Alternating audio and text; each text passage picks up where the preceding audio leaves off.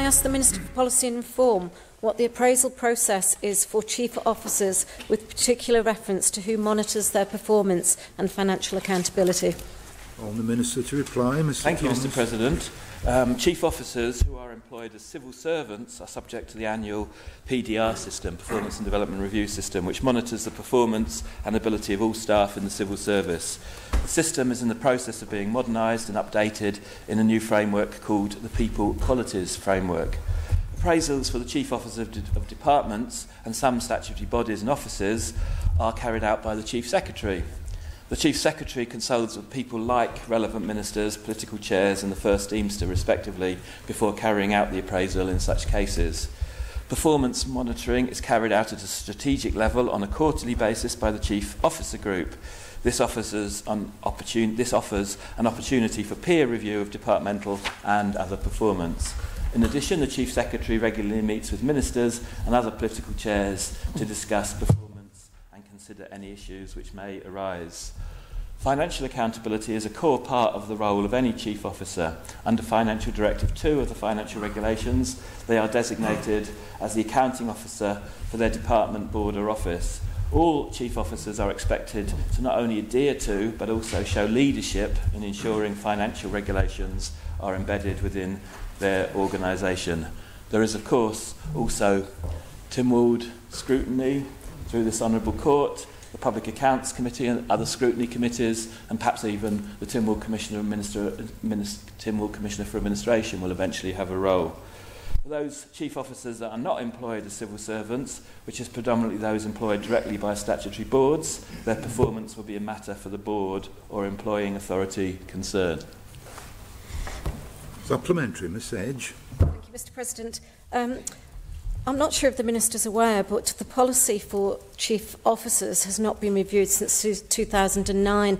However, for all other members of the public sector, it was 2012.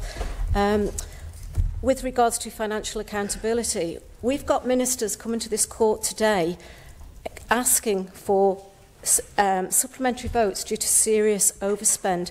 There's something seriously wrong within the current system.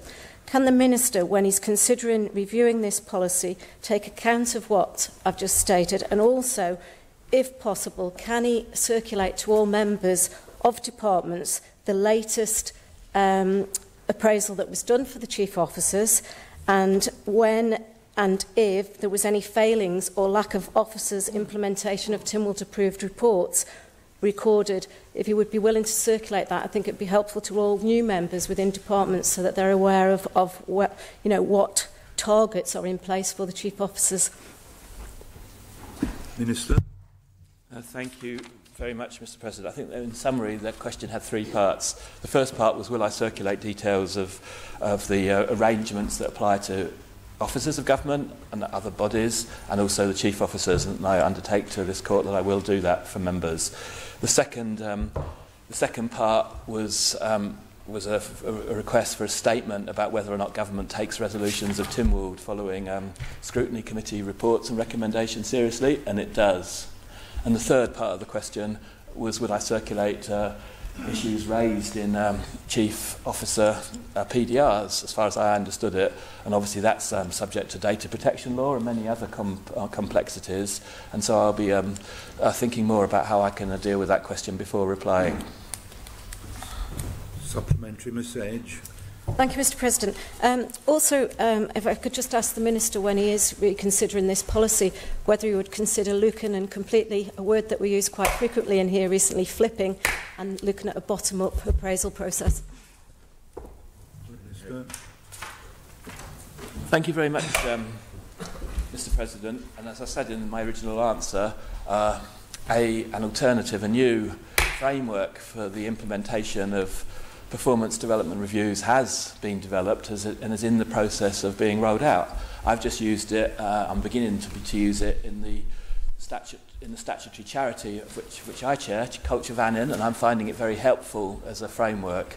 And if the Honourable Member or any other member of this court has specific suggestions, I'm sure that now is the right time, when the new framework is being embedded, raise questions, and most importantly, to suggest responses that are applicable in each local situation, like in the post office or like in any other part of government.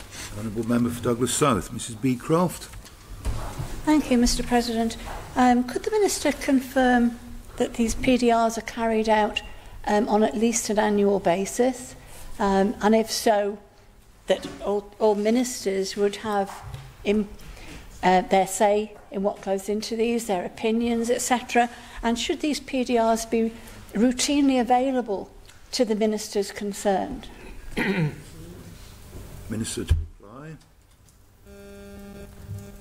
Thank you very much, Mr President, and for that question from the honourable questioner. What I said in the original answer is that the Chief Secretary regularly meets with ministers and other political chairs to discuss performance and consider any issues which may arise.